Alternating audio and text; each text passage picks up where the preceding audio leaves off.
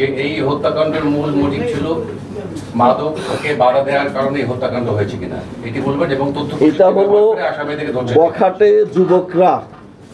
বখাটে যুবকরা অনধিকার প্রবেশ করে ওনার বাসায় তারা মাদক সেবন করতেছিল বা আড্ডা দিচ্ছিল, আড্ডার পরে মাদক সেবনও করতেছিল।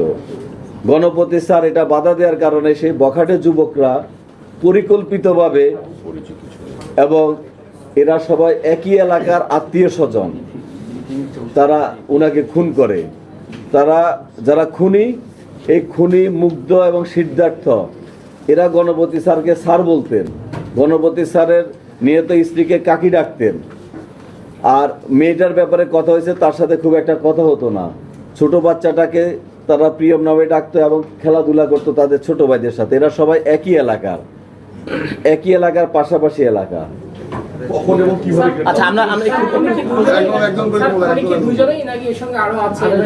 না, আমরা এই খুনি দুইজনেই পেয়েছি। স্বীকারোক্তি আমাদের দুজনেই অ্যারেস্ট হয়েছে। গ্রেপ্তারটা আমরা আজকে ভোরবেলায় গ্রেপ্তারটা করেছি। ওরা যেখানে, আমি যেটা বুঝলাম যে নিয়মিত মাদক সেবন করতো না, ওরা যেখানে নির্মাণাধীন বিল্ডিংগুলা সুযোগ পায়, নেশাগ্রস্তরা সেখানে যায় আড্ডা দেয়।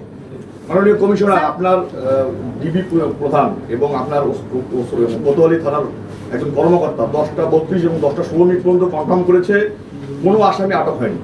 আপনি বলছেন ভোর রাতে গ্রেপ্তার হয়েছে। এখানে যদি গ্রেপ্তার হয় তাহলে তো নিরাপত্তার কোনো ইস্যু থাকার কথা নয়। তাহলে কেন এই তথ্যগুলো গণমাধ্যম থেকে লুকানো হলো? না, গণমাধ্যমে আমরা, এটা একটা চাঞ্চল্যকর মার্ডার, 4 জন মার্ডার হয়ে গেছে। সেখানে আমরা যে কোনো আসামিকে আমরা গ্রেপ্তার দেখানোর ক্ষেত্রে আমরা যথেষ্ট সতর্কতা অবলম্বন করে আমাদেরকে প্রতিটা পদক্ষেপ ফেলতে হবে। এখানে প্রত্যেকটা জিনিস আমরা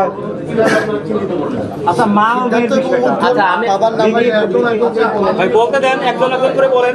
জানতে চাই সেটি হচ্ছে যে এই যে স্যারের যে সহকর্মী এবং যে কথা সন্তান, আমরা ইতিমধ্যে দেখেছি গণমাধ্যমে বিভিন্ন পেজ থেকে একটা তথ্য ছড়ানো হচ্ছে যে তাদেরকে আসলে হত্যার আগে আসলে রেপ করা হয়েছে। এই ব্যাপারে না, এই হত্যার এরকম রেপের কোনো আলামত পাওয়া যায় নাই। আর উনি যেটা বলছে আমরা কিভাবে তাদেরকে শনাক্ত করেছি, আমরা যে বাসায় ঘটনাটা ঘটে সেখানে আমরা ইয়াবা খাওয়ার আলামত পেয়েছি।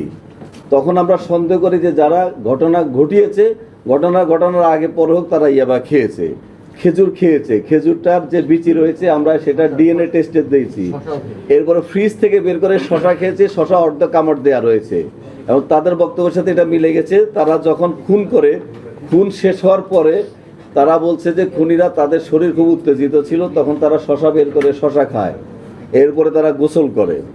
এরপরে একটা চুড়ি পেয়েছি আমরা, একটা চুড়িকে আগুন দিয়ে টেস্ট করানো হয়েছে, এটা গোল্ড নাকি গোল্ড না। তার মানে যে গোল্ডের ব্যাপারে অভিজ্ঞ সেরকম লোক এখানে জড়িত থাকতে পারে। এইসব তথ্য উপাত্ত বিশ্লেষণ করে আমরা আমাদের কাজে অগ্রগতি হয়েছে এবং আমরা আসামি গ্রেপ্তার করতে সক্ষম হয়েছি। আচ্ছা, একটু আমরাও বলি, প্রশ্ন করি। আমি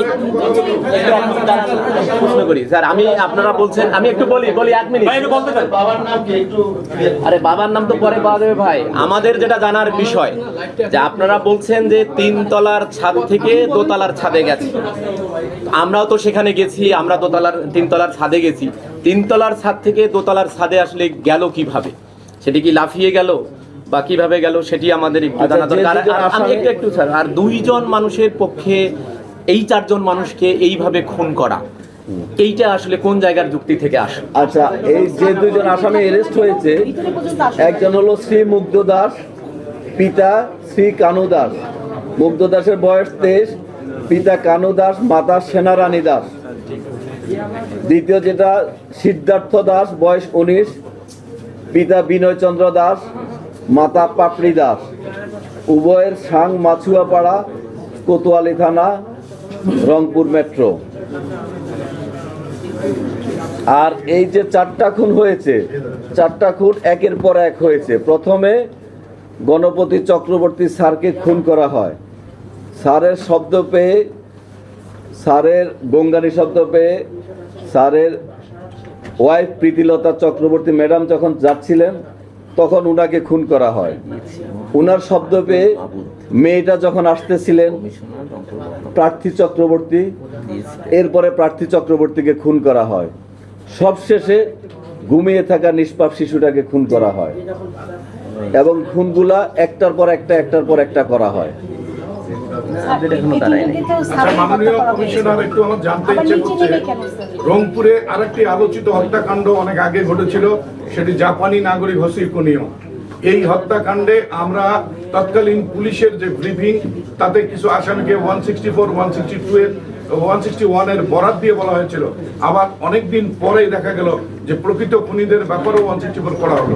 তার মানে প্রথম ব্রিফিংটা ছিল ভুল, বা প্রথম আসামি ধরাটা ছিল ভুল। এই ধরনের কোনো ভুল করছেন না তো? আমি আর এখানে আপনাদেরকে অন্য কোনো ষড়যন্ত্র আছে? আমি আপনাদেরকে এটুকু বলতে পারি, আমাকে যারা চিনেন আস্থা রাখতে পারেন ইনশাল্লাহ। শুধু এটুকুই বলবো, আস্থা রাখতে পারেন, বাকিটা আপনারা পরবর্তীতে দেখবেন। ইনশাল্লাহ আস্থা রাখবেন।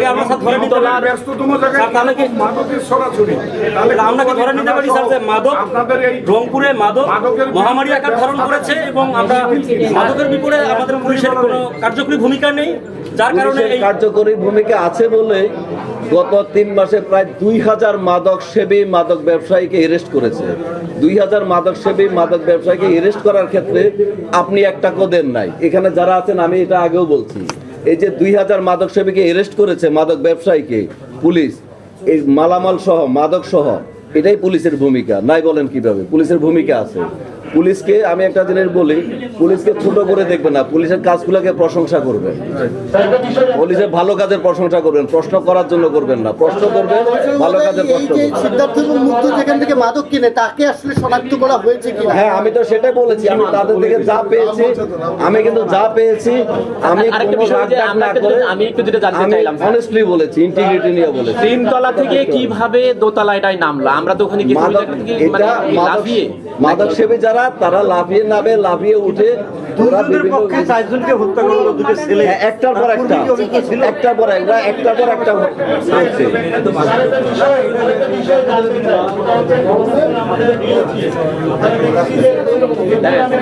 ঠিক আছে, প্রশ্ন না থাকলে করো, না থাকলে বাদ দাও। আর থামেন একটু, লাইভ এখান থেকে ওই ছাদটার উপরটা আন্ডার কনস্ট্রাকশন ছিল এবং নিচেও কোনো লোক ছিল না, পুরো বাসাটা অনেকটা ফাঁকা ছিল, তো তাদের জন্য তো এই ভবনের ছাদটা নিরাপদ। আচ্ছা, আমরা যেটুকু তথ্য এই অল্প সময়ের মধ্যে পেয়েছি, আমি আমার চাকরি জীবনের এক্সপিরিয়েন্স অনুযায়ী আমি বলবো আলহামদুলিল্লাহ, আমরা যতটুকু পেয়েছি, যতটুকু অগ্রগতি হয়েছে, আমি আমার পক্ষ থেকে আমি আলহামদুলিল্লাহ বলবো। এবং আপনাদেরকেও বলবো, আপনারা পুলিশের ভালো কাজগুলোর প্রশংসা করবেন এবং নেগেটিভ কাজের সমালোচনা করবেন। আর লাস্টে এই কথাটা বলবো, আমার উপর আস্থা রাখতে পারেন। ধন্যবাদ।